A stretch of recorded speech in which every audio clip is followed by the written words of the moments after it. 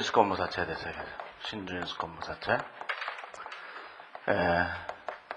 전환사체하고 다른 점이 있어요. 전환사체하고. 전환사체는 뭐냐면은, 기본적인 얘기는 똑같은데, 전환사체는 이 사체에다가 뭘 얹어준 거냐면, 전환권이라는 걸 같이 발행한 거예요. 어제 얘기했던 것처럼. 이 같이 발행한 거예요. 이렇게. 근데 신주인수권무사체는 뭘 한 거냐면, 사체에다가 신주인수권이라는 걸 이렇게 같이 해서 발행해주고요. 신주인수권 이렇게 발행한 거예요. 이렇게.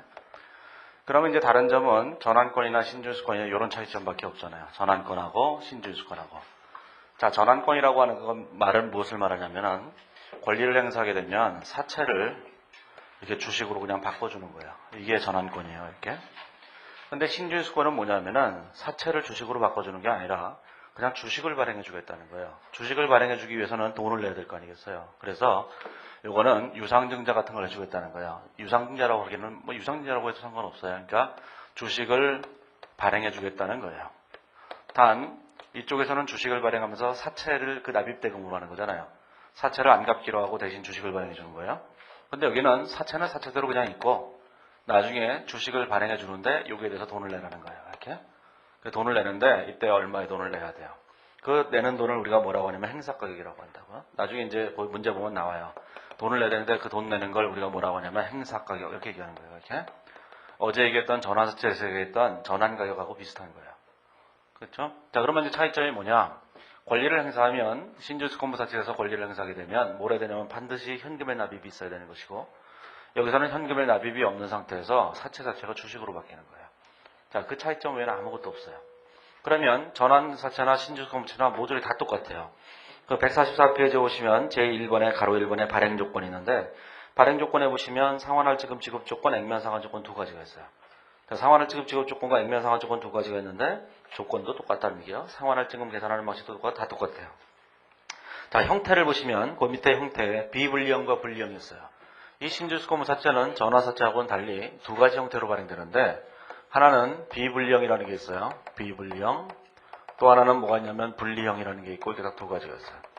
자, 그럼 비분리형과 분리형의 차이는 뭐냐면 자, 비분리형은 신주인수권무사체를 발행한 다음에 신주인수권만 별도로 구분해서 거래를 할 수 없는 경우예요. 그러니까 이 비분리형은 언제나 이 사체하고 신주인수권이 항상 같이 따라다녀요. 신주인수권이 같이 따라다녀요. 이렇게. 만약에 어떤 사람이 사체는 필요 없고 신주인수권만 사고 싶어요. 그러면 신주인수권을 사기 위해서는 반드시 사체를 같이 사야만 되는 거예요. 그런 걸 우리가 비분리형이라고 한다고요. 자, 분리형은 뭘 말하냐면 분리형은 사체를 발행한 다음에는 사체와 신주인수권이 항상 어떻게 되냐면 따로따로 거래가 돼요. 그래서 신주인수권만 사고 싶다 그러면 얘만 따로 살 수 있어요. 이렇게 이런 거를 우리가 분리형이라고 하죠. 그냥 간단하게 얘기해 보면 이 바닥에는 중급회계책이 있는데 중급회계책이 한 권으로 된 책이 있고 두 권으로 된 책이 있어요. 한 권으로 된 책이 비분리형, 두 권으로 된 책이 분리형이에요. 그러면 다 이해가 되시죠? 너무 절묘한 예를 들었는데. 그거예요, 이게. 자, 그래서 이게 중급회계 상하로 나눠져 있고, 한 권으로 되어 있는 중급회계책. 이게 비분리형. 자, 분리형은 상하로 이렇게 나눠져 있는 거예요. 또는 1, 2권으로 이렇게 나눠져 있는 거. 이게 비분리형이죠. 분리형이에요. 그 분리형은 하권만 사고 싶으면 하권만 사도 되잖아요. 상권만 사고 싶으면 상권만 사도 되죠. 근데 이쪽은 뭐예요? 상권만 사고 싶으면 책을 잘라야 되잖아요. 서점에서 나 반만 살래요. 이러면 안 팔잖아요. 그죠? 그게 분리형과 비분리형의 차이예요. 하지만 우리 회계적으로는 분리형이든 비분리형이든 중요하지 않아요. 다 똑같이 처리하는 거예요. 회계 처리하는 사람의 입장에서 볼 때 발행자 입장에서 볼 때는 회계 처리가 똑같아요. 투자자 입장에서 볼 때는 회계 처리가 다를 수 있어도 발행자는 언제나 똑같은 거예요. 자, 그러면 거기 있는 144페이지 제일 끝에는 비분리형이냐 분리형이냐 이런 건 별로 중요하지 않다고 얘기했죠. 별 의미가 없는 거예요. 자, 145페이지에 오면 그러면 가로 3번의 전환사체와의 차이점이 뭐냐? 모듈이 다 똑같은데 뭐가 다르냐면은 그림 16-6을 보시면 차이점을 써놨어요. 그 바로 위에 동그라미 1번, 동그라미 2번이 차이점을 써놓은 거예요. 자, 그러면 뭐냐면은 자, 그림 16-6에 보시면 자, 권리를 행사하게 되면 자, 우리가 액면가에 100원짜리가 있었다고 생각해 보죠. 자, 100원짜리가 있는데 자, 권리를 행사했다고 생각을 해보세요. 행사. 그러면 전환사체인 경우에는 자, 전환사체가 있고 자, 신주인수권무사체가 있는데 자, 전환사체인 경우에는 권리를 행사하게 되면 뭐가 되는 거냐면은 이 100원이라고 하는 돈을 안 갚아도 되는 거야. 이게? 왜냐하면 그거 자체가 뭘로 바뀌냐면 주식으로 바뀌어버리니까. 하지만 신주인수권무사체는 권리를 행사해도 여전히 사체는 갚아야 돼요. 사채는 영원히 상환해야 되죠. 이렇게. 자, 그러면 권리를 행사했을 때 전환사채인 경우에는 회사 입장에서 볼 때는 현금의 유입이라는 게 전혀 존재하지 않아요. 이렇게. 하지만 신준수권부사채에서는 그 현금의 납입이 반드시 있어야 돼요. 현금의 유입이 반드시 있어야 되는 거니까 돈을 받고 주식을 발행해 준다 그런 뜻이에요. 자, 그러면 나중에 만기일이 되면 이런 현상으로 해서 자, 만기일이 됐다고 생각해 주세요. 자, 만기일이 되게 되면 전환사채인 경우에는 그 그림을 보시면 만기일이 되게 되면 전환사채인 경우는 나중에 옛날에 권리를 행사할 때 사채가 주식으로 바뀌어 버렸으니까 이제는 뭐야? 사채를 상환할 게 없는 거예요. 그래서 상환할 금액이 아예 존재하지 않아요. 이렇게 없는 거예요. 자, 그런데 신준수권부사채에서는 권리를 행사해도 여전히 사채는 갚아야 돼요.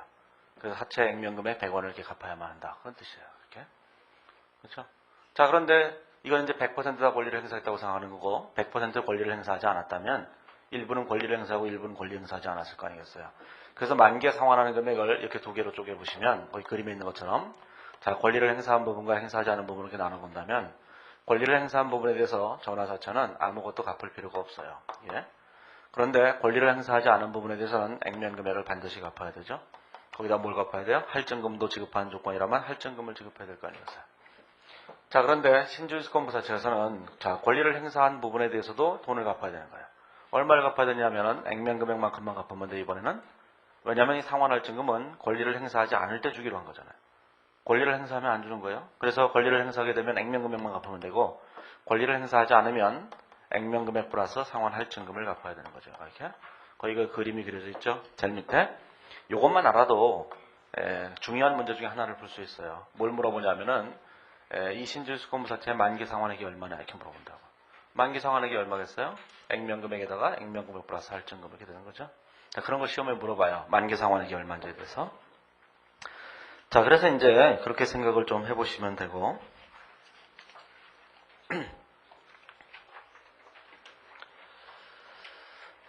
자, 그래서 이제 163페이지 잠깐 공인회사 2007년도 시험 문제를 잠깐 한번 봐보세요. 네, 공인회사 2007년도 시험 문제 163페이지에 보시면 4번 문제 이런 문제 있죠. 주식회사 제주는 163페이지였어요. 자, 주식회사 제주는 2009년 1월 1일 다음과 같은 조건에 신준수권부사채를 액면 발행했다. 신준수권부사채 액면 금액의 75%를 신준수권이 사채 만기 전에 행사됐다면 만기일에 지급할 금액이 얼마인가? 거기 보면 이자는 빼고 계산한다 이렇게 돼 있죠. 그럼 만기일에 지급할 금액 뭘 물어본 거야? 이걸 물어본 거야, 이거를. 만기일에 지급할 금액. 자, 그러면 권리 행사한 부분 있죠? 자, 권리 행사한 부분 행사하지 않은 부분을 계산했어요. 권리 행사한 부분은 뭐만 갚으면 돼요? 액면 금액만 갚으면 되는 거예요, 이렇게. 권리 행사하지 않은 건 액면 금액 플러스 뭐가 돼요? 할증금만 이렇게 갚으면 되는 거죠, 이렇게. 자, 우리는 지금 신준수권부 사채에 대해서 아무것도 공부한 적이 없잖아요. 그냥 이 얘기만 했잖아요. 이것만 알고도 이 문제를 풀 수 있다는 거예요. 거기 보시면 어떻게 되어 있어요?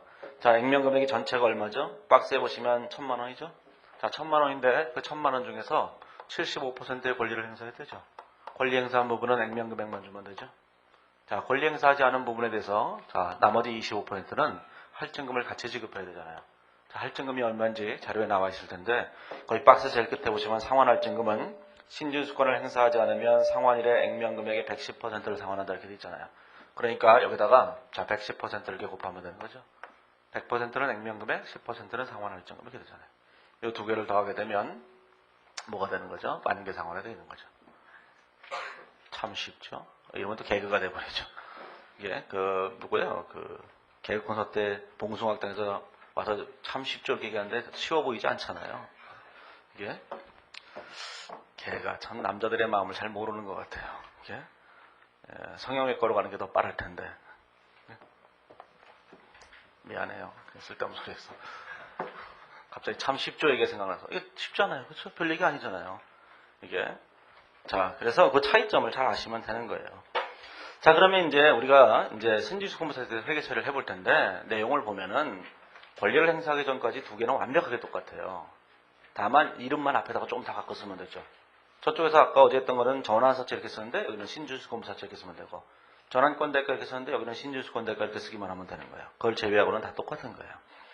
자, 그래서 그 앞에 가보시면은 이제 어디 가보냐면은 146페이지에 가보시면 이제 146페이지에 보면 거기에 회계 처리가 돼 있죠. 회계 처리가 돼 있는데 가로 일반에 발행일이 있어요. 다 읽어보셔봤자 앞에 챕터에 있었던 전환사채에서 있었던 얘기 중에서 전환권이란 말이 신주주권이라는 말로 고쳐져 있어요. 솔직한 얘기로 글자 바꿔치기만 했어요. 완벽하게 똑같기 때문에.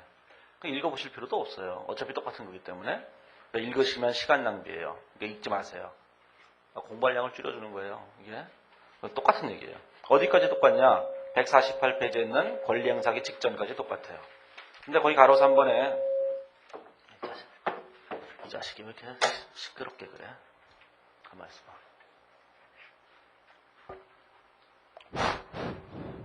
아, 이게 아닌가? 이건가? 이건가? 이거구나.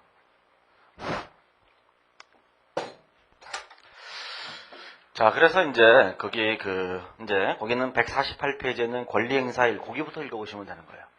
그렇죠? 자, 이제 그 얘기를 뒤로 넘어가서 해보세요. 자, 예제 5번을 보시면 151페이지에 그래서 이제 151페이지 예제 5번은 비교를 위해서 거기 저자주에다 써놨잖아요. 비교를 위해서 예제 3번과 똑같은 예를 들어놓은 거예요. 다만 제목만 신주주권부사체예요. 자, 그러면 이제 이걸 이제 생각해 보세요.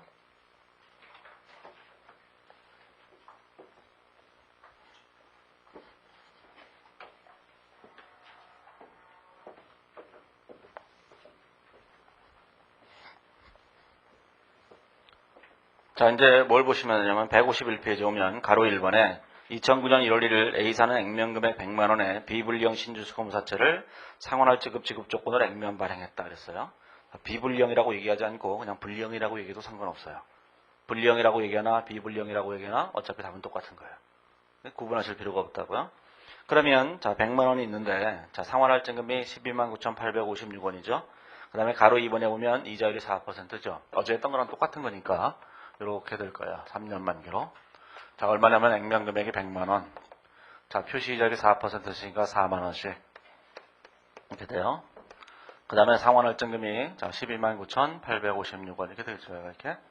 자, 그런데 얘를 얼마에 발행했냐면 자, 100만원에 발행했다. 이렇게 된 거잖아요. 자, 그러면 요 미래연금을 우리가 현재 가치로 평가하셔야 되는 거예요. 이렇게. 그러면 어떻게 되냐면 948, 333이 되죠. 333가 이렇게 되잖아요. 948, 뒤로 넘어가 보시면 948, 333 이렇게 됐죠. 자, 다시 이걸 빼게 되면 자, 51667 이렇게 된 거예요. 이렇게. 자, 그러면 이게 신주주권의 가치가 돼요. 신주주권부사체니까. 자, 그러면 2009년 1월 1일 날 이제 회계처리를 해보시면 이렇게 되겠죠. 자, 현금으로 신주주권부사체를 발행했어요. 자, 100만원에 발행했죠. 그러면 여기다가 신주주권부사체로 얼마냐면 100만원 이렇게 회계처리가 돼요. 그 다음에 어제도 얘기했지만 상환할증금은 뭘로 보냐면 부채로 본다고 했죠. 129, 856 이렇게 된 거예요. 856. 근데 신주주권 대가를 계산해야 되잖아요. 51667. 51667 이렇게 되죠. 그러면 여기다가 신주주권 조정이 돼서 조정이 얼마냐면 1813, 181523 이렇게 되죠. 181523 이렇게 된 거예요. 그렇죠? 자, 그 다음에 이자 비용을 인식하게 되면 자, 2009년 말에 이자 비용을 인식하게 되면 이자 비용 똑같이 되죠. 차변의 이자 비용, 자 대변의 현금, 여기다가 신주주권 조정상 가격 이렇게 되는 거예요. 이렇게. 그래서 어제도 말씀드렸지만 자 여기 있는 요 금액이 요만큼이 사채의 발행 금액인 거잖아요. 그렇죠? 이것이 신주주권의 발행 금액인 거죠. 이렇게. 그렇죠? 요 두 개를 합쳐서 지금 이렇게 100만 원에 발행한 거예요. 이렇게. 그렇죠? 어제 했던 거랑 똑같아요. 하나도 안 틀려요. 그래서 이름만 바꾸면 돼요. 이름만 바꾸면. 네? 네, 학교 다닐 때 선생님 교수님이 리포터 써오라면 한 사람이 써오고 나머지는 조금씩 이름만 바꾸잖아요. 그랑 똑같은 거예요 이게. 미안해요. 그러지 않았을 텐데 괜히. 그래서 오죽했으면 그 리포트가 똑같은지 그 프로그램이 있겠어요. 그 확인해 본다고. 자 아무튼간에 그 이자 비용이 있는데 이자 비용이 얼마나 됐어요? 기초장부금액 여기 보시면 948333이니까 이게 94833 이렇게 되는 거 아니겠어요? 그렇게? 자, 현금이 얼마냐면 현금 이자가 4만 원이죠. 그래서 54,834원 이렇게 되는 거예요. 이렇게. 자, 여기까지 회계처리를 보시면 앞에 있는 예제 3번과 완벽하게 똑같다는 걸 아실 거예요. 하나도 안 틀려요. 하나도. 똑같아요. 이게 신주주권부사체예요. 그러니까 전화사채만 열심히 공부하면 신주주권부사체는 자동적으로 되는 거라고요. 자, 그러면 이제 권리행사 시점, 요것만 이제 생각하시면 돼요. 자, 권리행사할 때 어떻게 되느냐, 이제 여기부터 얘기가 되는데, 148페이지에 보면은, 가로 3번에 보면 권리행사들이 쭉 쓰여졌어요. 읽어보면 머리가 너무 아파요. 오른쪽에 보시면 친절하게 그림이 있죠. 149페이지. 149페이지 그림이잖아요. 그림 16-7. 자, 이제 이런 생각을 보세요. 2009년, 2010년 1월 1일 날 드디어 권리를 행사했다는 얘기야. 자, 권리를 행사할 때 그때 장부 금액을 계산해 보세요. 장부 금액을 어디다 써놨냐면은 154페이지에 오면은 자, 154페이지에 오시면 뭐라고 됐냐면은 각 일자의 비교 재무상태표를 작성하면 다음과 같다 그래서 제일 밑에 비교 재무상태표가 있죠. 자, 거기 보시면 2009년 12월 31일 권리 행사기 바로 직전일이잖아요. 그렇죠? 그게 2009년 12월 31일이 자, 신주수권 대가가 51667이죠. 자, 자본 쪽에 신주수권 대가가 얼마예요? 51667 이렇게 된 거예요. 이렇게. 자, 그 다음에 또 뭐가 되어 있냐면은 자, 그 밑에 비유동 부채에 보면 신주수권부 사채가 100만 원이에요. 자, 신주수권부 사채가 여기 100만 원이죠. 100만 원. 그 다음에 자, 상환할증금이 129856. 자, 할증금이 얼마냐면 자, 129856 이렇게 된 거예요. 어제 했던 거랑 똑같은 거니까. 그 다음에 신주수권 조정이 126690이에요. 126690. 여기 이제 신주수권 조정 이렇게 된 거죠. 이렇게. 자, 그러면 이 장부 금액이 얼마가 됐냐면은 1003 166 이렇게 되는 거예요. 166 이렇게 돼요. 그렇죠? 자, 그러면 우리가 이제 미래연금을 생각해 보세요. 자, 2010년 1월 1일 현재 미래연금으로 생각해 보면 미래연금이 이렇게 되어 있겠죠. 1년 후에 100만 원의 현금을 주는 거예요. 2년 후에. 그렇죠? 저 중에서 첫 번째 것만 빼버리면 되잖아요. 그 다음에 4만 원씩의 이자가 있겠죠. 이렇게 4만 원씩의. 자, 그 다음에 129856이라고 하는 상환할증금이 이렇게 되어 있는 거예요. 이렇게. 자, 그렇다면 여기 있는 이 장부금액 1003 166이란 뭐겠어요? 미래연금의 현재가치죠. 마찬가지로. 자, 이제 미래연금의 현재가치예요. 요게 미래연금의 현재가치죠. 이렇게. 요게 1003 166 이렇게 된 거잖아요. 그래서 어제 전화사채를 발행할 때는 전화사채의 전환권을 행사할 때는 뭐라고 했어요? 이런 이제 권리를 행사하게 되면 계약금으로 된 금액에다가 잔금은 요 미래연금으로 면제받은 것이다. 그래서 미래연금의 현재가치가 발행금액이다. 이렇게 얘기했잖아요. 그렇죠? 이제 신주수권부 사채는 약간 달라지는 거예요. 자, 약간 달라질 때, 자, 신주수권부 사채를 생각해보세요. 자, 신주수권부 사채도 역시 마찬가지로 주식을 발행하는 거예요. 자본금과 주식 발행 초과금 이렇게 쓰죠. 자본금과 주식 발행 초과금이라고 쓰는 거예요. 자, 그러면 이 주식의 발행 금액은 자, 뭘로 이루어져 있냐면 이 두 가지로 이루어져 있죠. 계약금 플러스 자, 잔금으로 이렇게 이루어져 있는 거예요. 잔금 언제나 뭐가 돼요? 언제나 신주수권 대가나 전환권 대가는 주식을 발행할 때 미리 계약금으로 낸 거예요. 그래서 나중에 내가 권리만 행사하면 주식을 발행해달라고 요청하기 위해서 계약금으로 낸 거라고요. 그러면 이 전화사채나 신주수권사채를 발행한 사람들은 당연히 주식을 발행해줘야 돼요. 그걸 위해서 사채를 발행할 때 계약금으로 내는 거라고요. 이 전환권 대가와 신주수권 대가가 모든 거래에서의 계약금이라고 생각하셔야 돼요. 그걸 우리는 옵션이라고 한다는 얘기예요. 어디 가서 무식하게 얘기하면 계약금, 유식하게 얘기하면 옵션이죠. 왜 영어로 얘기하면 유식한지는 잘 모르겠어요. 예? 사람들이 얘기할 때 어디 갔다 온다 그러면 어디 갔다 와? 이러면 주차하러 갔다 와? 이러면 되는데 파킹하고 왔어? 이러잖아요. 그럼 우리는 아니 왜 공원을 걸었다 왔지? 이렇게 생각하는데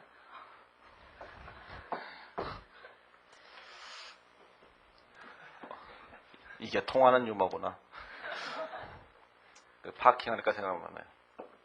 미국에 어떤 사람이 유학을 갔어요. 유학을 갔는데 장학금을 타고 싶은 거예요. 그래서 장학금 신청을 했어요. 장학금 신청을 했는데 거기다 주소를 쓰게 돼 있잖아요. 주소를 쓰게 돼 있는데 그 이력서에 보면 이렇게 주소를 막 쓰잖아요. 주소를 쓰게 돼 있는데 주소를 썼더니만 대학 당국에서 불렀다는 거예요. 그 사람을. 부르면서 왜 장학금을 신청했냐 그러는 거죠. 그래서 장학금이 필요해서요. 그랬더니만 영어로 얘기했겠죠. 틀림없이. 근데 그 사람이 거기서 그랬다는 거예요. 당신 같은 사람이 이런 걸 신청하면 안 된다. 그래서 아니 제가 뭐요? 그랬더니만 아니 성에 사는 사람이 그럼 공주일 텐데 틀림없이 여자였거든요. 네? 어디 샀냐면 타워팰리스에 살았어요. 혹은 저기 롯데캐슬에 살았어요. 롯데캐슬에 사는데 여기다 썼잖아요. 롯데캐슬 이러면은 공주죠 이건. 그렇죠? 아니 캐슬에 사는데 그 공주가 옛날에 학원에 종합 봤는데 어떤 학생에서 저한테 유머라고 한 거예요. 유머가 아니라 진짜로 그랬대. 진짜로. 자기 친구가 롯데캐슬에 사는데 장학금을 신청했더니만 거기서 그러더래요. 성에 사는 사람이 이건 거의 공주잖아요. 신청하면 안 된다는 거죠. 그래서 제가 그 학생한테 한마디 해줬어요. 그럼 아이파크에서 한번 노숙자냐? 여기는 공원이잖아요. 그렇죠? 공원에 사는 거죠. 갑자기 그 생각이 나서. 이게 통하면 이게 개그 콘서트로 가야 되는데, 개그 작가로 데뷔를 해야 되는데. 이렇게 개그 콘서트형 개그들이 재미가 없어요. 자, 그러면 계약금하고 잔금 이렇게 두 가지로 나눠져 있잖아요. 그럼 계약금이란 건 언제나 뭐냐? 대가다. 이게 신주수권의 가치예요. 전환권 가치든 신주수권의 가치든. 이제 잔금을 내야 되잖아요. 자, 잔금을 어떤 방식으로 내느냐에 따라서 전환사채나 신주수권 자체가 달라지는 거예요. 자, 그런데 아까도 얘기했지만, 자, 이때 권리를 행사할 때 전환사채에서는 뭐라고 했냐면 이걸 다 면제받은 거잖아요. 그렇죠? 근데 신주수권자체는 이걸 면제받은 것이 아니라 돈을 내겠다는 거예요, 지금. 면제받지 않고 지금 현재 돈을 내겠다는 거예요. 얼마를 내요? 100만 원을 내겠다는 거예요. 사채 액면 금액만큼의 돈을 내길 테니까 주식을 달라는 거죠. 자, 그래서 잔금으로 뭘 내냐면은 잔금으로 이걸 내는 거예요. 현금을 내는 거예요. 지금 당장. 그렇지 않겠어요? 이렇게? 자, 현금을 내는 거예요. 현금을. 자, 그러면 현금을 내면서 끝난 것이냐 하면 그게 아니죠. 뭐냐면은 이 12만 9,856원의 상환할증금이 있는데 이 상환할증금은 권리를 행사하면 안 주기로 한 거거든요. 그래서 권리를 행사하는 그 즉시 이 상환할증금이라고 하는 금액을 면제받기로 한 거예요. 자, 그래서 거기 그림이 있으니까 항상 그림으로 기억하시는 게 제일 좋아요. 자, 그림으로 기억하시면 그 149페이지에 보면 제일 밑에 그림 16-7이 있는데 16-7을 보시면 자, 신주수권부사채의 권리를 행사했을 때 이렇게 되는 거예요. 이게 권리를 행사했을 때 자, 지금 권리를 행사한 거죠. 이때 주식을 발행할 때 제일 먼저 대가라고 하는 계약금을 냈죠. 이렇게 계약금을 낸 거예요. 이렇게. 그렇죠? 옛날에 자, 지금 권리를 행사할 때 뭘 내요? 지금 잔금을 낼 때 현금으로 일단 낸다고요. 그러면 현금으로 얼마를 내겠어요? 현금으로 잔금을 이렇게 내겠죠. 이렇게. 그 다음에 또 뭘 내겠어요? 자, 미래에 갚아야 될 뭐가 있었어요? 상환할증금이 있었죠. 이 상환할증금이라고 하는 금액을 면제받은 거죠. 요걸 면제받은 거예요. 그럼 미래에 갚을 금액을 면제받았으면 그 금액의 현재 가치만큼을 납입한 것이다. 그런 얘기예요. 그리고 세 개를 합한 금액이 주식의 발행 금액 이렇게 생각하는 거예요. 그렇죠? 자, 그러면 우리가 뭘 해야 되냐면은 이 주식의 발행 금액은 어디다 쓰냐면 요 반대편에다 쓰는 거예요. 주식의 발행 금액은 주식의 발행에 대한 대가로 들어온 금액은 이쪽에 있어야 되잖아요. 자산이 있어야 되죠. 자, 첫 번째 뭐죠? 현금으로 납입한 게 있는 거죠. 지금 현재. 그 다음에 1년 전에 신주수권 대가라고 해서 계약금으로 받은 게 있는 거예요. 이렇게. 그 다음에 2년 후에 갚아야 될 상환할증금을 면제받은 게 있어요. 그러면 상환할증금을 면제받은 게 있으니까 자, 상환할증금이라고 하는 금액을 면제받았죠. 이렇게. 근데 이 금액은 미래에 갚아야 될 돈을 면제받은 거니까 그 금액의 현재 가치를 계산해야 된다는 얘기예요. 그러면 상환할증금의 현재 가치를 계산하기 위해서는 현재 가치 할인 차금이 필요하죠. 현재 가치 할인 차금이 어디 있냐면은 이 반대편에 뭐가 있냐면 신주수권 조정이라고 있는 거예요. 자, 이제 왜 신주수권 조정이 상환할증금에 대한 현재 가치 할인 차금인가를 이제 증명해 볼 필요가 있어요. 자, 증명을 해보셔야지 이게 의미를 이해하실 수 있어요. 자, 이제 요거는 이해하시겠죠? 자, 요 그림을 기억하셔야 돼요. 그림을 기억하지 않으면 매번 할 때마다 이게 뭐가 발행 금액인지 잘 모르잖아요. 자, 과거에 낸 거는 무조건 옵션의 가치예요. 전환권 대가, 신주수권 대가. 그 다음에 지금 내는 거는 뭐예요? 현금이에요. 그 다음에 미래에 내는 건 뭐예요? 상환할증금을 면제받는 거죠. 그래서 할증금의 현재 가치가 되는 거예요. 이게. 그래서 모든 조건이 다 똑같다면 신주수권부 사채에서의 권리를 행사할 때 주식의 발행 금액이 약간 더 커요. 전화사채보다? 전화사채보다 큰 이유가 뭐겠어요? 전환사채는 요 현금을 내는 것이 아니라 요거 대신에 요 미래현금으로 현재 가치를 내는 거잖아요. 그러니까 요 100만 원의 현재 가치가 100만 원보다 크겠어요? 작죠? 당연히 이 현재 가치가 작겠죠? 이렇게? 그러니까 신주수권부사채의 주식의 발행 금액이 전환사채보다 약간 더 커요. 제가 출제에 나면 그런 거 시험 문제로 내거든요. 그래? 그러면 이제 사람들은 다 정신이 혼미해지는 거죠, 이게. 옛날에 객관식 문제로 그런 거 낸 적이 있어요. 그랬더니만 어떤 수험생이 눈물을 흘리더군요. 이렇게 좋은 문제를 처음 봤다고. 그래서 미쳤나 이게.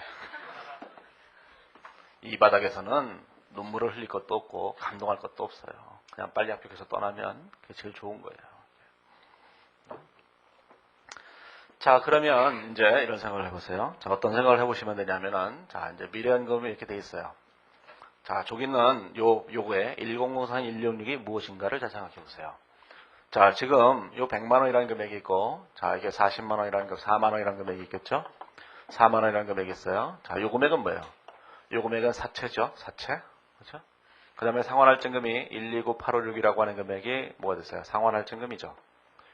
자, 그러면 우리가 이 두 가지 금액이 있다고 할 때, 자, 요 금액의 현재 가치 금액이 알파라고 해보세요. 그렇죠? 자, 요 금액의 현재 가치 금액을 베타라고 해보세요. 그러면 두 금액을 합한 금액이 얼마겠어요? 1003, 166 이렇게 되겠죠. 이렇게? 그렇잖아요? 자, 합쳐서 현재 가치로 계산하나 따로따로 현재 가치로 계산하나 똑같잖아요.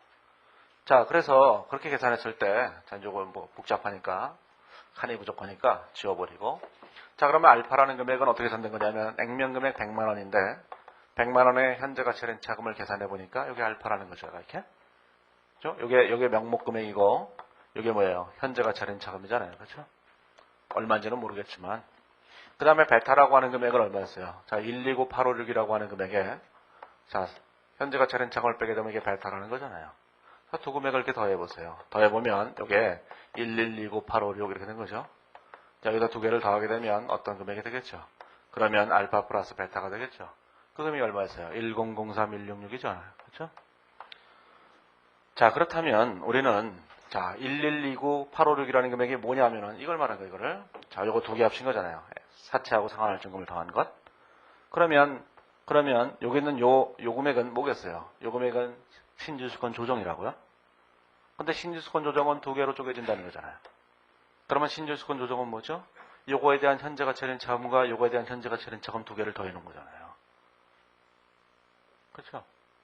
어제 얘기했잖아요. 신주수권 조정은 그냥 사채 할인 발행 차금이에요. 사채 할인 발행 차금은 결국 뭐죠?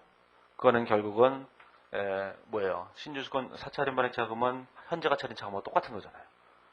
따라서 우리는 요 상환할증금에 해당하는 현재 가치 할인 차금이 어디에 있냐면은 신주수권 조정에 있다 그런 얘기예요. 그러니까 자, 요 신주수권 조정은 요거에 대한 현재 가치 평가했을 때 현재 가치 할인 차금하고 요걸 현재 가치로 평가했을 때 현재 가치 할인 차금 두 개를 더해 놓은 거예요. 그러면 요 금액이 사라진다면 요거에 대한 현재 가치 할인 차금도 같이 사라져야 될 거 아니겠어요. 그걸 이해하셔야 돼요. 이게 그 얘기를 148페이지에 오면 그지같이 써놓은 거예요. 여기다가 그 파란색으로 맨날 읽어봤자 이게 무슨 얘기인지 잘 모른다고요. 이 챕터는 뭐 말로 하는 문제로 이런 게 출제되는 게 아니에요. 이 챕터는 거의 다 계산 문제예요. 말로 하는 문제는 잘 안 낸다고요. 주관식 같은 데서 뭐 이유가 뭐냐 이런 식으로 낼 수 있을지는 몰라도 객관식 같은 데서 뭐 출제했던 예가 거의 없어요. 말로 하는 문제가. 그래서 계산이 제일 중요한 건데 거기는 148페이지에 심심하면 읽어보시고 읽어보면 머리 아플 거 아니겠어요. 그럼 오른쪽에 보면 그림을 보면 그림이 명쾌해지잖아요. 그렇죠? 뭘 이해하실 때도 그림을 보고 이해하시는 게 좋고 문제를 풀 때도 되도록이면 그림으로 푸는 게 좋아요. 거기서 이제 수준이 좀 더 올라가면 산식으로 푸실 수 있게 된다고요. 사실은 산식이 그림보다 더 수준이 위에 있는 거예요. 그림보다. 근데 그림은 이해가 확 되는데 산식은 잘 이해가 안 되거든요. 자, 뭐하든 좋아요. 합격만 하면 돼요. 옆에 사람 걸 보고 해도 합격만 하면 돼요. 그러면 쫓겨나죠. 이렇게? 자, 아무튼 간에 옆에 사람 거 보고 하지 마시고 그래도 국가 자격증을 못 내는데 옆에 사람 거 보고 하면 안 되잖아요. 이게 그럴 리가 없는데 제가 괜한 소리를 하는 거예요. 자, 아무튼 간에 이거 이해하시겠죠? 자, 그러면 이제 이렇게 해보세요. 이제 회계처리를 해보세요. 회계처리를 해보면 이렇게 돼 있어요. 자, 회계처리를 해보면 자, 주식을 발행하잖아요. 자, 자본금, 주식 발행, 초과금 이렇게 되죠. 이렇게. 자, 일단 그냥 100% 권리를 행사했다고 생각해보세요. 100% 권리를 행사했다고 생각한다면 자, 여기다 신주수권 대가가 얼마죠? 51667 이렇게 되는 거예요. 이렇게. 그렇죠? 자, 현금으로 납입할 금액이 얼마죠? 현금으로 납입할 금액이 100만 원을 납입하겠죠, 당연히. 그렇죠? 그러면 상환할증금이 얼마겠어요? 상환할증금이 자, 상환할증금이 129856 이렇게 될 거 아니겠어요? 856 이렇게 되겠죠, 이렇게. 자, 그런데 이 상환할증금은 자, 현재 가치로 평가를 해야 된다 그랬잖아요. 그러니까 반대편에 뭐가 나타나겠어요? 여기다가 신주수권 조정이 나타날 거다. 그런 얘기예요. 자, 그러면 요 금액을 우리가 계산해야 될 거 아니겠어요? 그러면 자, 129,856원인데 만기가 앞으로 2년 남았잖아요. 2년 남았으니까 현재 가치 평가를 해야 되죠. 1 플러스 10%의 제곱 이렇게 되면 현가계수가 계산되죠. 현가계수 안 주는 경우 있어요. 우리가 다 계산할 줄 아셔야 돼요. 자, 그래서 이렇게 계산하게 되면 신주수권 조정이 얼마인지 계산될 거예요. 그렇죠? 이렇게 계산될 거예요. 이렇게 얼마인지 모르겠지만 요 두 개를 네팅한 금액이 요 금액이다. 그런 뜻이에요. 자, 그러면 자, 자본금은 얼마냐? 이제 행사가격이 나온다고요. 한 주당 얼마인가 이게 나오는데 거기 자료에 보시면 151페이지에 보시면 가로 3번에 보면 2010년 1월 1일 액면금액 40만 원에 해당하는 신주수권이 행사됐는데 신주수권을 행사하면 행사가격은 한 주당 400원이다. 이렇게 돼 있죠? 자, 그건 무슨 얘기냐면은 이렇게 됐다는 거예요. 자, 이게 100만 원인데, 자, 100만 원이죠. 근데 한 주당 400원이니까, 자, 400원을 내야지만 한 주를 준다 그런 얘기예요. 그럼 이게 주식수가 될 거예요, 주식수가. 여기다가 뭘 곱하면 되겠어요? 100원 이렇게 곱하면 되죠. 액면금액을. 그럼 이게 자본금액이 계산될 거예요. 남는 잔액의 주식 발행 초과금이에요. 자, 그러면 이렇게 된다고 할 때 우리는 자, 이 전체 금액 중에서 40%의 권리가 있으니까 이 전체에다가 뭘 곱하면 돼요? 곱하기 40% 이렇게 곱하시면 된다고. 자, 실제 주관식 문제를 푸실 때는 주관식에서 분기하라 이러면 일일이 다 40%를 곱해서 여기다 써야 되겠지만 객관식에서까지는 그렇게 하실 필요가 없어요. 객관식은 권리를 하나도 행사하지 않았다고 한 다음에 주식 발행 초과금을 계산해서 시험자 대부분 요거 물어보거든요. 주식 발행 초과금. 여태까지 시험 문제로 물어본 건 이 주식 발행 초과금과 요 두 금액의 차이만 물어봤다고 여태까지. 근데 그때는 이 두 금액의 차이를 물어볼 때는 옛날에 자본이념이 있을 때 얘기고 지금은 자본이념이라는 게 없으니까 이 두 개의 차이를 물어보기가 그렇잖아요. 이게 대부분 요것만 물어볼 거라고요. 어쨌든 뭐 물어보는 대로 답하기만 하면 되는데 100% 권리를 다 행사했다고 생각하고 얘를 계산한 다음에 여기다가 40%의 비율을 마지막으로 곱하는 게 제일 편해요. 그래야 시간을 가장 줄일 수 있다고요. 이게 자 이렇게 생각을 해보시면 돼요. 자 그러면 좀 이따가 이제 뒤에 있는 객관식 문제를 한번 해보시면 좀 더 하실 수 있을 거예요. 자 그럼 저기까지 하고 난 다음에 저기까지 했다면 뭘 한 거죠? 153페이지에 보시면 153페이지는 제일 밑에 있는 2010년 1월 1년제 회계 처리까지 한 거예요. 거기까지. 자 그리고 나면 권리를 행사하고 나면 154페이지에 오면 비교 재무상태표를 보시면 2010년 1월 1일 현재 금액이 계산돼 나올 거예요. 자 2010년 1월 1일 현재 금액이 자 이걸 이제 지워버리시면 자 2010년 1월 1일 현재 장부 금액이 나타나겠죠. 2010년 1월 1일 현재 장부 금액이 얼마냐면 신주수건 대가가 31,000원 이렇게 돼 있을 거예요. 자 사채는 그대로 100만원 이렇게 되겠죠. 자 상환할증금은 얼마냐면 77,914원 이렇게 돼 있을 거예요. 914원. 그 다음에 신주수건 조정은 117675 이렇게 돼 있다고요. 117675 이렇게 돼 있죠. 이렇게. 자 그래서 장부 금액이 얼마냐면은 960239 이렇게 됐어요. 960239 이렇게 돼 있는 거예요. 이렇게. 자 그러면 자 요 금액은 무엇을 말하냐면 이렇게 된 거죠. 자 1년의 미련금이 이렇게 돼 있었어요. 원래 권리를 행사하면서 요 상환할증금 금액만 줄어들었죠. 사채는 그대로 갚아야 되니까 그래서 이게 77914로 이렇게 줄어들었다고요. 자 그러면 요 남아있는 미련금을 현재 가치로 평가하게 되면 960239가 돼요. 여전히 그렇죠? 언제나 유유자율법을 적용하게 되면 뭘 해야 돼요? 미련금의 현재 가치가 장부 금액이 돼야 되는 거니까 960239가 정확하게 담게 된다고. 자 그러면 이 다음부터 뭘 해야 되냐면 유유자율법을 적용해야 돼요. 자 이제 여기서부터 유유자율법을 적용하게 되면 자 2010년 12월 31일 현재로 유유자율법을 적용하게 되면 여기다가 이자 비용을 이렇게 인식하겠죠. 자 반대편에 현금을 쓸 거예요. 여기다가 자 신주수건 조정을 쓰겠죠. 자 이게 조정을 쓸 때 이자 비용을 쓸 때 기초장부 금액이 960239니까 960239에다가 곱하기 10%를 곱하시면 되죠. 그러면 유유자율법에 따른 자 96024 이렇게 될 거예요. 자 현금이 얼마냐면 현금이 4만 원이 되는 거니까 여기 56,024원 이렇게 회계 처리가 될 거라고요. 이렇게. 자 이렇게 회계 처리를 하시면 돼요. 이렇게. 그렇죠? 자 이렇게 회계 처리하시면 그 회계 처리가 완성이 되는 거죠. 자 그런데 어제 전환사채에서는 권리를 행사하지 않았다고 할 때를 계산한 다음에 거기다 비율을 곱할 수 있었어요. 여기는 그렇게 계산할 수 없어요. 무조건 이날 현재 기초장부 금액을 계산해서 그거를 가지고 계산하셔야 돼요. 앞에 있는 이렇게 하면 안 된다는 얘기예요. 152페이지 오면 제일 밑에 신주수건 조정 삼각표가 있는데 거기 보시면 2010년 12월 31일 현재 금액이 100317 이렇게 계산되어 있잖아요. 100317 여기다 100317 네? 여기 4만 여기다가 이제 60317 이렇게 됐었잖아요. 어제 전환사채는 여기다가 곱하기 60% 이렇게 곱해서 됐었죠. 여기는 곱하면 전혀 금액이 틀리니까 안 된다고요. 그래서 신주수건 사채는 권리를 행사하고 난 다음에는 무조건 뭘 해야 되냐면은 그 권리를 행사한 직후에 장부 금액을 계산을 해서 요 금액을 가지고 유유자율법을 적용해야 되는 거예요. 그렇죠? 그러면 이 금액을 계산한다는 것 자체가 앞에서 삼각표를 그려오면서 계산하는 게 되게 힘들어요. 이 금액 어떻게 계산하겠어요? 남아있는 미련금만 가지고 미련금의 현재 가치로 계산하면 장부 금액을 아주 손쉽게 계산할 수 있죠. 그렇죠? 나중에 객관식 그 시험장에 가서 객관식 문제를 푸시다 보면 느끼시게 될 거예요. 미래연금의 현재 가치가 장부 금액이라는 게 얼마나 중요하다는 걸. 예? 그게 문제를 푸는데 우리에게 얼마나 많은 걸 가져다 주는지 알 거예요. 예? 자, 그리고 난 다음에 제일 마지막에 이제 뭐야? 만기 상환이 있죠. 자, 만기 상환이야 뭐 있겠어요? 자, 이게 계속 다음 연도에도 신주권 조정을 또 생각해 가겠죠. 자, 생각해 가고 나면 마지막으로 남는 건 이제 이거밖에 안 남는 거예요, 이거밖에. 다 상환하고 이거밖에 안 남아요. 그러면 이걸 상환으로 회계 처리하면 되는 거예요. 그러면 만기를 상환으로 회계 처리하게 되면 이렇게 되겠죠. 어떻게 되냐면은 이렇게. 자, 여기 자, 사채를 상환하면 되죠. 사채 액면 금액은 100만 원인 거예요. 이렇게. 자, 할증금은 얼마가 됐어요? 자, 할증금은 자, 77914 이렇게 된 거죠. 자, 현금으로 상환한 금액은 두 금액을 합한 거예요. 자, 두 금액을 합한 금액을 다시 계산해 보면 두 가지로 나죠. 권리행사, 미행사 이렇게. 권리행사한 부분이 얼마였어요? 40만 원. 그렇죠? 권리행사하지 않은 부분이 얼마예요? 60만 원이죠. 또 권리행사하지 않은 부분에 대해서는 상환할증금을 줘야 되잖아요.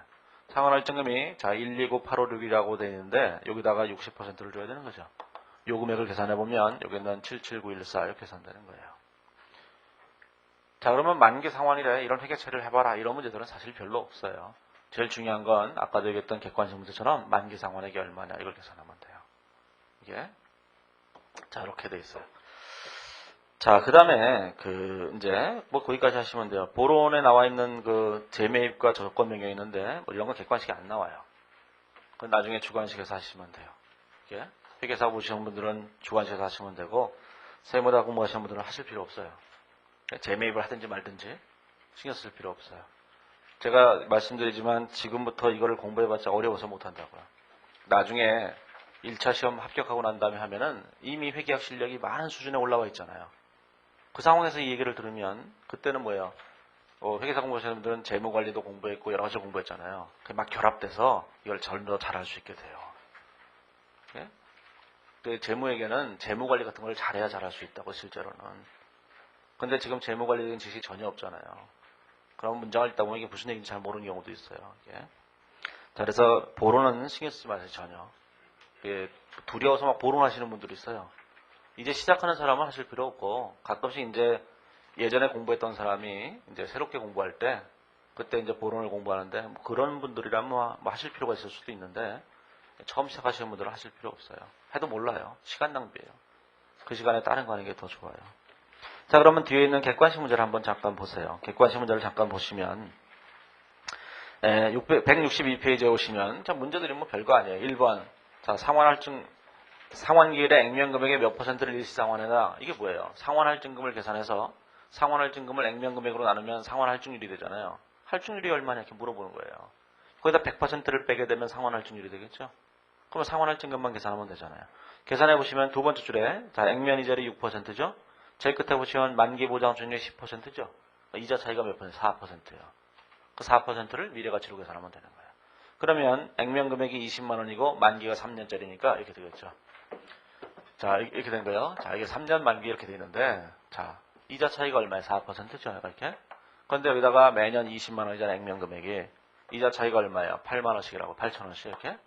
그러면 이때 8천 원, 이때 8천 원, 이때 8천 원 이렇게 되겠죠. 이렇게.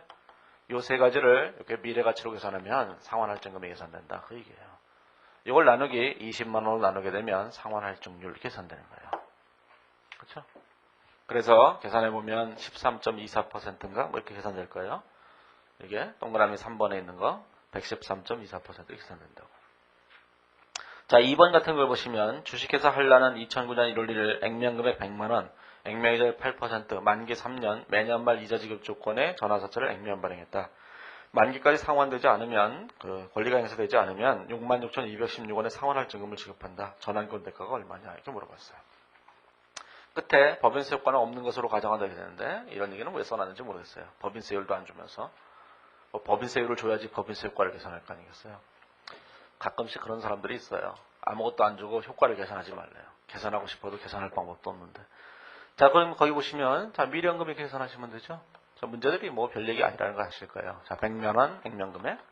자, 표시이자리 몇 퍼센트죠? 표시이자리 8%예요. 그러면 8만 원씩이 되죠? 8만 원씩 표시이자가 이렇게 된 거예요. 자, 상환할증금이 얼마 돼요? 66,216원 이렇게 되죠. 자, 이 금액을 자, 현재 가치로 평가하면 되는 거예요. 이렇게 단순하게. 액면 발행 됐죠? 100만 원. 자, 이걸 빼보세요. 그러면 전환권 대가 이렇게 전환 거죠. 그렇죠?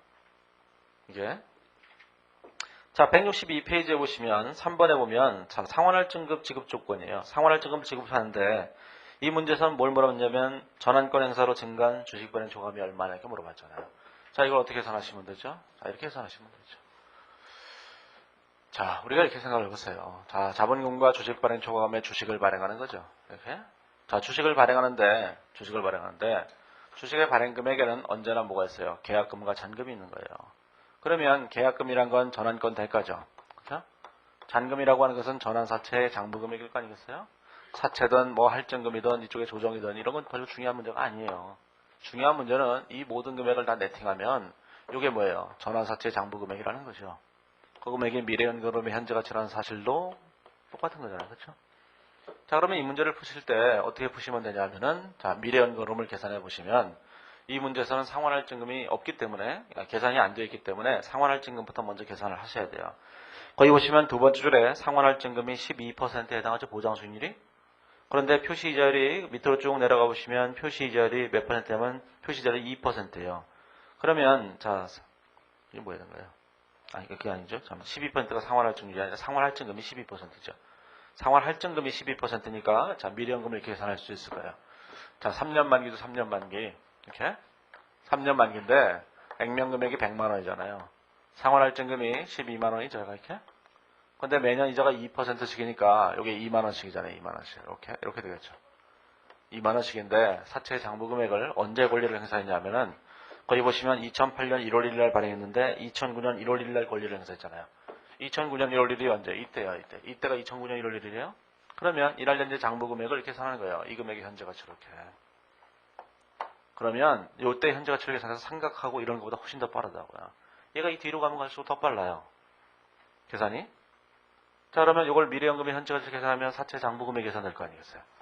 자, 그러면 사채 장부 금액을 거기 계산한 걸 보시면 거기 보시면 164페이지에 보시면 164페이지에 3번 해답을 보시면 3번에 전환권 행사일의 전환세 장부 금액을 계산했는데 어떤 방법으로 계산했냐면은 그 해답에서는 이런 방식으로 계산했어요.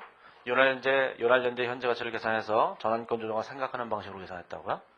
그 금액은 결국 뭐야? 이 금액의 현재 가치하고 똑같은 거잖아요. 그렇죠?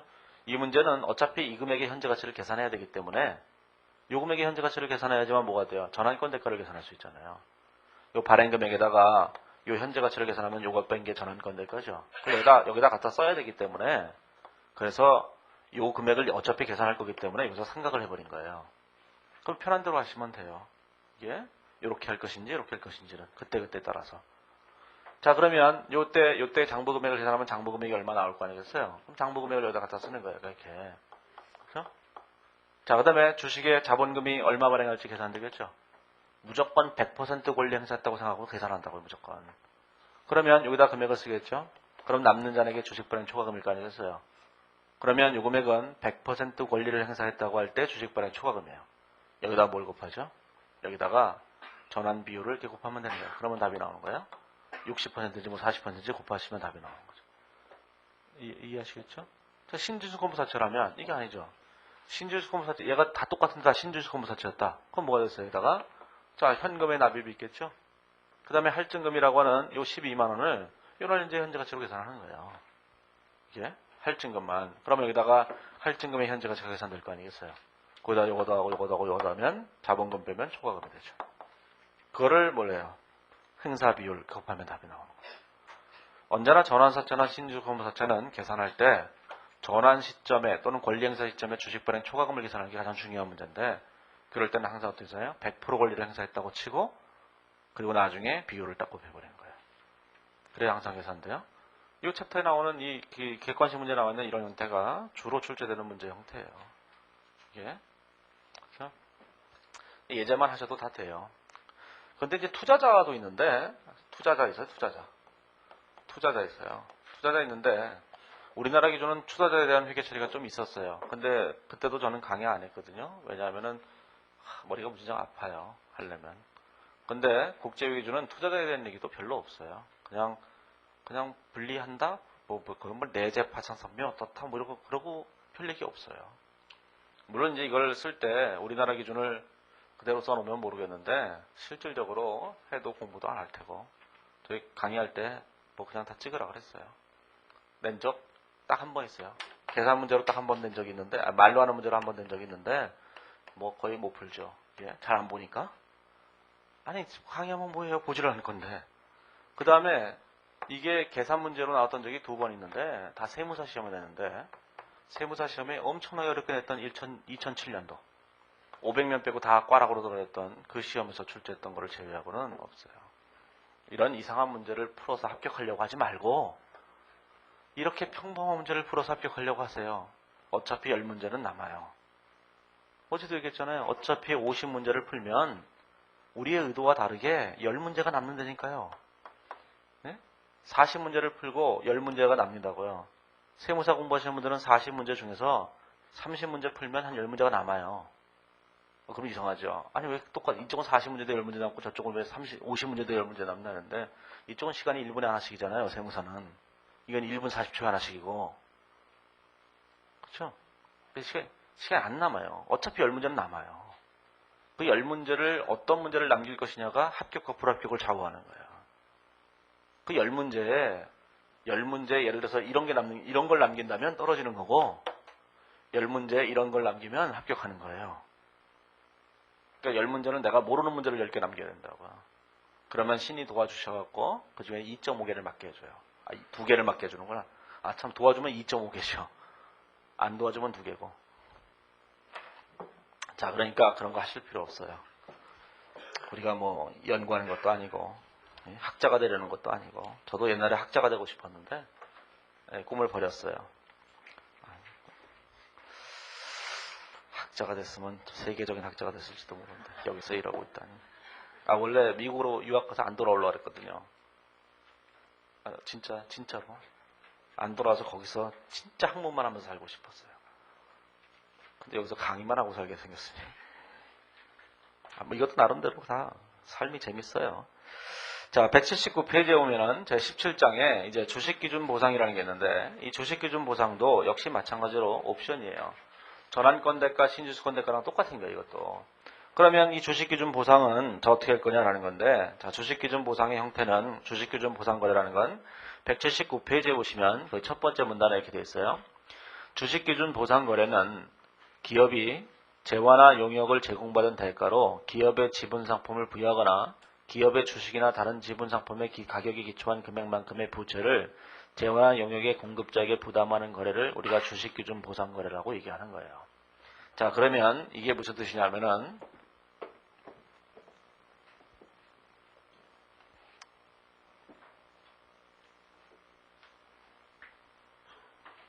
자, 이제 주식기준 보상거래라는 게 무엇을 말하냐면은 자, 기업이 이렇게 있어요. 기업이 있는데 자, 누군가는 종업원일 수도 있고 제3자일 수도 있어요. 이렇게 종업원과 관계없는 사람일 수도 있다는 얘기예요.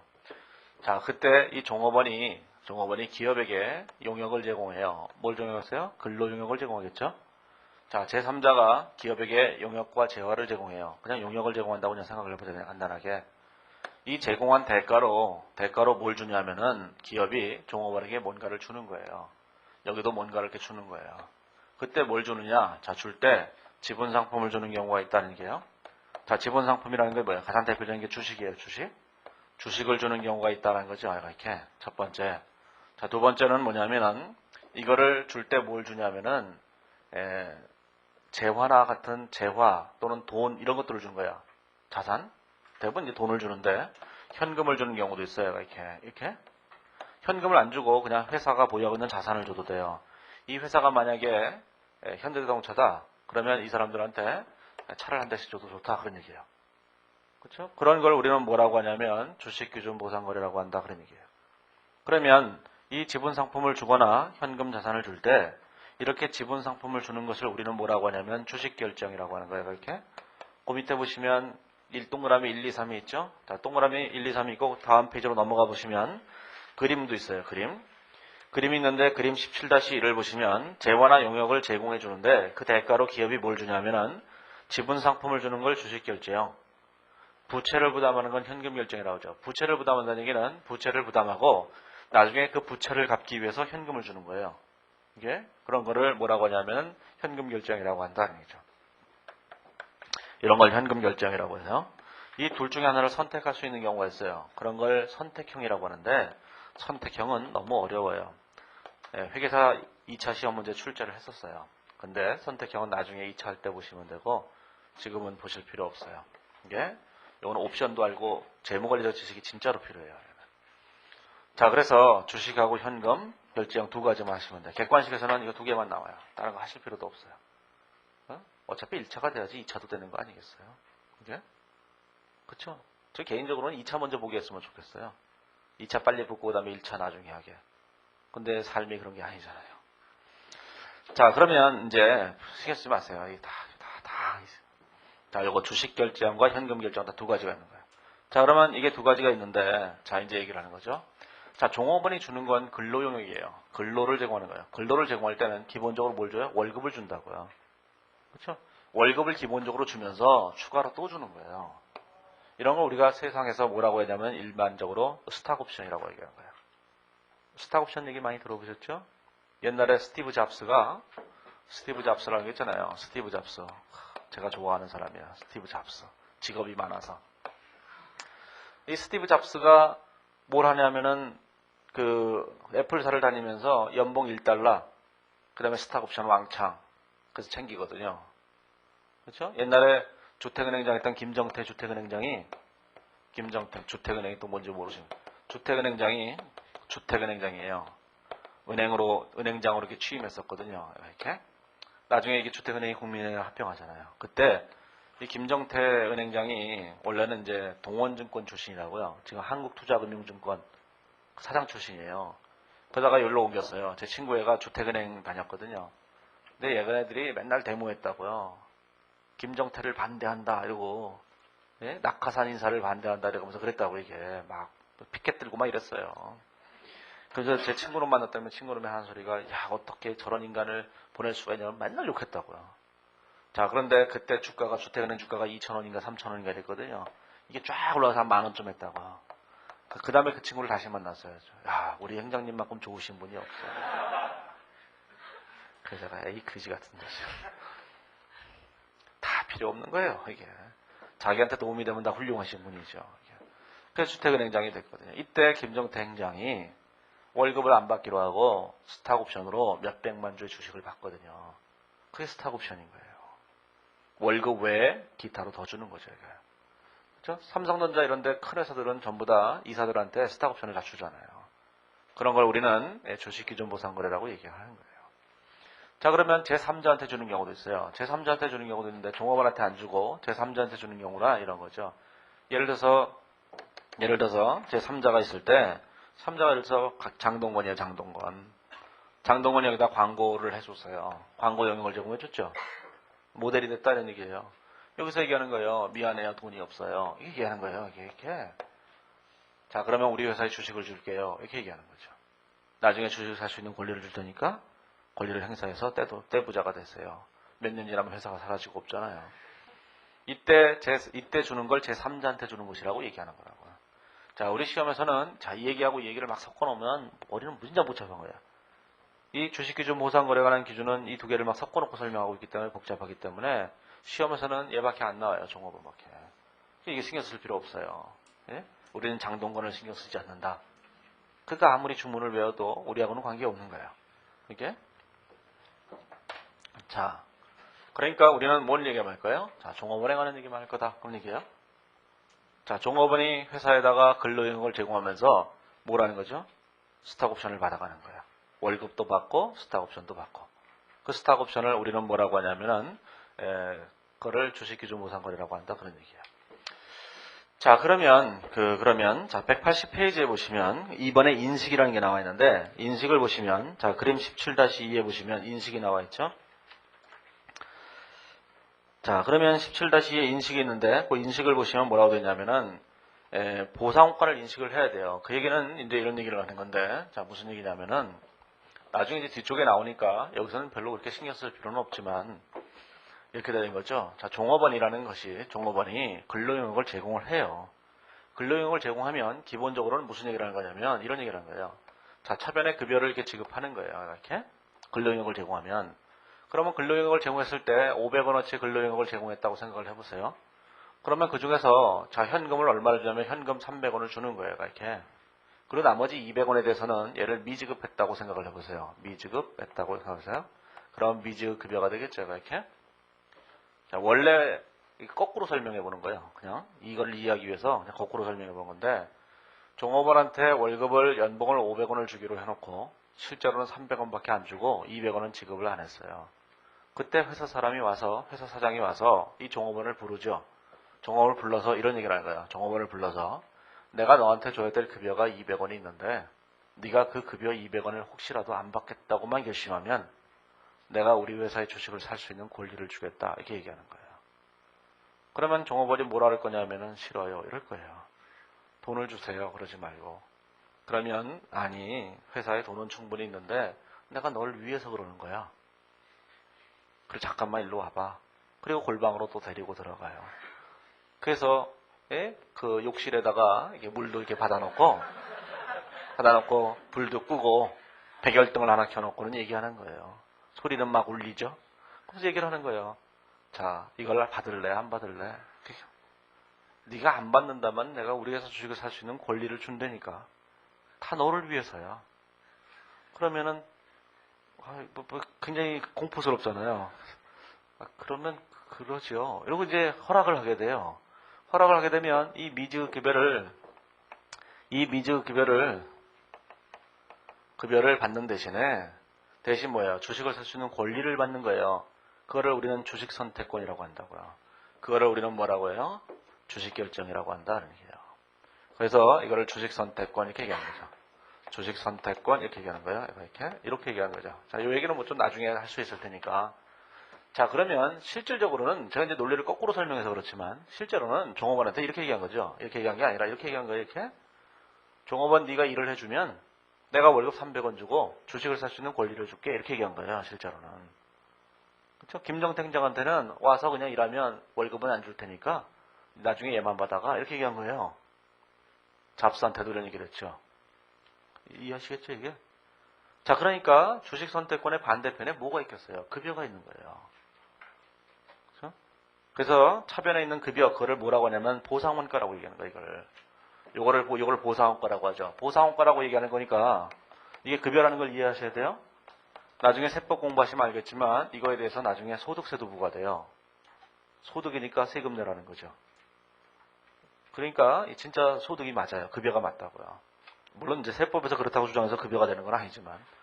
자, 그러면 이게 보상원가, 이걸 보상원가라고 한다. 이 보상원가는 거기 보시면 뭐라고 했어요?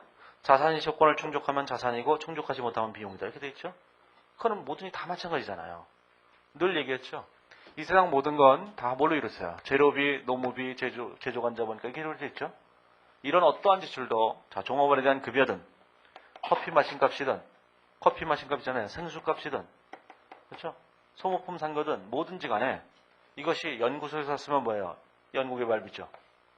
이것이 만약에 건설 현장에서 사용했으면 건설원가죠. 계약원가예요. 이것이 만약에 공장에서 사용했으면 제조원가예요. 이것이 AS 부서에서 사용했으면 이게 AS 제품 보증 비용이거든요. 이렇게 성격에 따라 본사에서 사용했으면 이건 다 비용 처리하는 거죠. 따라서 여기서는 이 보상원가가 자산시 조건을 충족시켰다는 얘기는 이 보상원가를 이 종업원이 공장에서 일하는 사람이라면 쟤는 제품 제조원가가 된다 그런 뜻이고 연구소에서 하는 직원이다 그러면 개발비로 갈 수도 있고 그 다음에 본사에서 일하는 직원이면 그냥 급여로 처리할 거예요. 단기 비용으로. 그렇죠? 성격에 따라서 모든 지출은 다 똑같은 거예요. 그래서 여기서도 뭐라 하냐면은 이 보상원가를 성격에 따라서 비용 처리하거나 자산 처리한다 이렇게 얘기하고 있는 거예요. 이건 늘 일상적으로 하는 얘기예요. 이게 얘기 안 해도 우리는 다 알아듣는데 혹시 모를까봐 늘 얘기하는 거예요. 기준에서. 이 세상 모든 비용들은 다 뭐예요? 다른 것의 자산이 될 수도 있고 그냥 비용이 될 수도 있는 거예요. 그건 급여도 마찬가지고 감가상각비도 마찬가지예요. 이게 우리 시험에서는 그냥 비용 처리하는 것만 내요. 본사에 있는 직원에 대해서만 하는 것이다 이렇게 된다고. 왜 그렇게 했어요? 우리는 상품 매매 기업만 다룬다고 제목에는. 제품 제조를 하는 제조기업들은 다 원가에 계서 다루기 때문에 여기서는 언급하지 않는다고요. 자, 그래서 얘네들은 그냥 다 비용 처리한다 이렇게 생각하시면 돼요. 그래서 시험 문제를 물어볼 때 이렇게 물어봐요. 단기 비용 처리할 금액이 얼마냐 이렇게 물어보고 끝낸다고요. 그 단기 비용 처리할 금액이 얼마냐? 그건 말이 안 되는 거잖아요, 솔직히. 저 공장에서 일하는 직원일지도 모르는데. 그래서 나중에 시험 보고 난 다음에 이의 제기하면서 모르잖아요. 얘가 공장에 일하는지. 이런 뭔 소리야? 이러고 각하시켜버리거든요. 이의 제기를.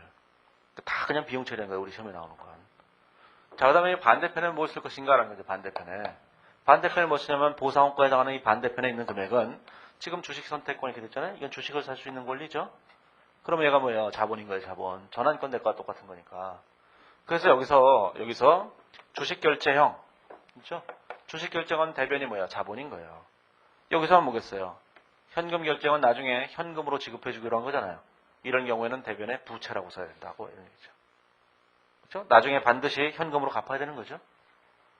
그러니까 주식 결제형은 자본으로 계산되고 현금 결제형은 부채로 계산돼요. 그걸 생각해 보시면 돼요. 그걸 이제 제일 먼저 써놓은 거예요. 이게. 자, 그러면 181페이지에 오면 가득 조건이라는 게 있어요. 가득. 자, 가득이라는 게 도대체 뭔가? 거기 보시면 가득이란 거래 상대방이 현금 또는 그 밖의 자산 또는 기업의 지분 상품을 받을 자격을 획득한 것을 가득이라고 해요. 가득은 어디서 많이 들어본 얘기잖아요. 자, 이게 뭐 영국식 영어인지는 잘 모르겠는데. 자, 저번에 수익인식에서 저번 달에 수익인식 할 때 무슨 얘기를 했냐면 이런 얘기를 했죠. 수익인식 할 때 기업이 고객한테 물건을 주는 거죠. 그렇죠? 고객한테 현대자동차가 자동차를 한 대 주고 거기서 돈을 받을 권리를 생긴다 그랬잖아요. 이때 차를 주는 것, 이 의무를 이행하는 걸 뭐라고 했어요? 가득됐다 이렇게 얘기한다 그랬잖아요. 이렇게. 그때 영어로는 earned라 그랬어요. earned. 이게 이거라고. 근데 이 자식들은 vested라 그래요. 이게. 영국식 영어인지는 잘 모르겠다 그 얘기예요. 제가 영국인이 아니라서. 예? 근데 이거를 번역할 때 그냥 가득이라는 표현으로 번역한 거예요. 이렇게. 가득됐다는 얘기는 따라서 우리는 그냥 이렇게 생각하시면 돼요. 이게 그 수익인식에서 얘기했던 가득. 그건 뭐야? 의무를 이행했다는 점이잖아요. 그럼 여기서 가득됐다는 얘기는 뭐야? 의무의 이행이 끝났다. 그런 뜻이에요. 용어는 똑같은 거예요. 영어는 달라도 한글은 똑같잖아요. 그렇죠? 의미가 똑같은 거예요. 이게 가득되었다는 것은 거래 상대방이 뭐예요? 종업원이죠. 일반적으로. 그 종업원이 이런 것을 주식을 받을 권리, 현금을 받을 권리를 획득했다는 거예요. 그러면 종업원이 자신의 의무를 다했다. 그런 뜻이잖아요. 그렇죠? 자, 그러면 이때 첫 번째 문단에 두 번째 줄에 보시면 이때 주식 기준 보상 약정에서 지정하는 가득 조건이 충족되어야 하는 기간을 우리는 가득 기간이라고 한다. 그리고 그 밑에 가득 조건은 이렇게 돼 있어요. 자, 가득 조건이라고 하는 게 있고 가득 기간이라는 게 있죠. 자, 가득 조건이라고 하는 것은 그래요. 자, 이제 종업원에 대해서 이제 주식을 살 수 있는 권리를 주는 거예요. 예를 들어 김정태 행장한테 500만 주를 살 수 있는 권리를 줘요. 자, 그런데 행장이 되자마자 권리를 행사할 수 있다 이렇게 줄 수가 없거든요. 그래서 대부분 몇 년간 근무를 시켜요. 몇 년간? 우리 회사에 한 3년간 근무를 한다면 3년이 지난 후부터 권리를 행사할 수 있게 해주겠다 이렇게 얘기한다고요. 그래야지 딴 데 안 갈 거 아니겠어요. 만약에 시작하자마자 권리를 행사하게 해주면 어떻게 되겠어요? 고마워요. 그리고 딴 데로 옮겨가죠. 일단 받고 그리고 그냥 옮겨가잖아요. 아주 오래된 일에서 기억도 안 나실지 모르겠지만 잘 모르시겠는데 한글과 컴퓨터가 옛날에 망해가고 있었거든요. 망하고 난 다음에 자꾸 이제 경영진이 전문 경영으로 자꾸 바뀌었다고요. 그때 한글이 망하려고 했는데 한글과 컴퓨터 돕기 운동이라고 뭐 하고 그랬어요. 여기 계신 분들이 뭐 태어나기 전에 아무튼 그랬었다고요. 한 90년대쯤에 이게 했었다고요. 근데 그때 어떤 사장이 있다가 사장이 그만두고 나왔어요. 그 이후에 경영진이 계속 바뀌다가 어떤 사람이 회사를 그만두고 나왔다고. 그만두고 난 다음날 권리를 행사해서 주식선택권의 권리를 행사해서 주식을 챙기고 그걸 팔고 떠났다고요. 자, 그때가 이제 가득 기간을 딱 채우고 그 다음날 그만두는 거예요. 예? 뭐 그런 거예요. 자, 그러면 이제 용역 제공 조건이라고 하는 건 그거예요. 몇 년 동안 근무할 것이냐는 얘기예요. 그렇죠? 자, 그게 용역 제공 조건이에요. 자, 그러면 이렇게 얘기하는 거죠. 자, 2년 동안 근무한다라는 게 이 근무하는 조건, 이게 용역 제공 조건이에요. 이건 시간만 흘러가면 돼요. 그냥. 시간만 흘러가면 그걸로 충분한 거야. 시간이 흘러가면 이때부터 권리를 행사할 수 있게 해주죠. 그걸 우리는 용역 제공 조건이라고 얘기하는 거예요. 시험에서는 대부분 일단 용역 제공 조건을 많이 내죠. 이게 그 용역 제공 조건이에요.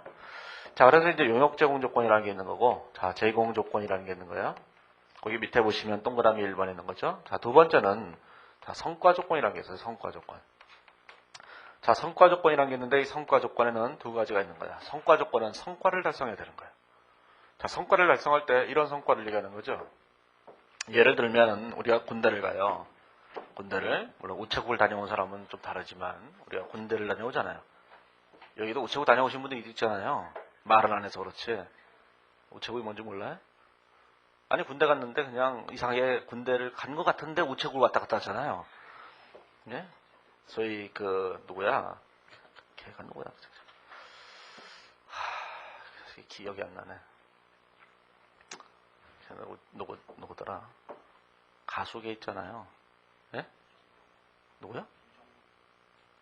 아, 걔를 생각한 게 아닌데? 걔도 우체국 다녀요?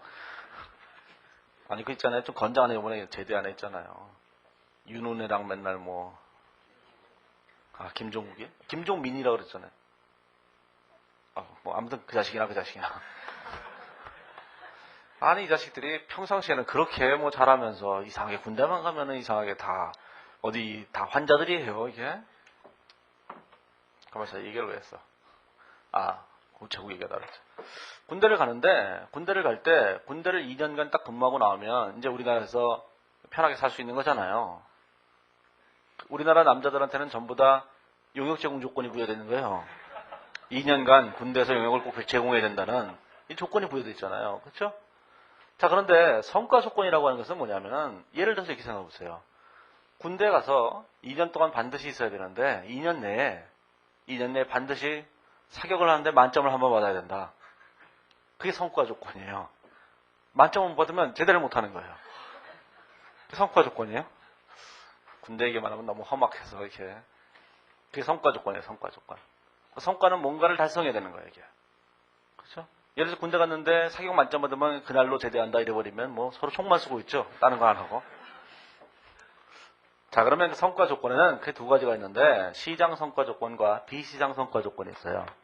자, 비시장 성과 조건이 있고 시장 성과 조건이 있어요. 자, 비시장 성과 조건은 주가와 관련이 없는 거예요. 자, 시장 성과 조건은 주가와 관련된 거예요. 주가. 이 제목이 뭐예요? 주식 기준 보상 거래거든요.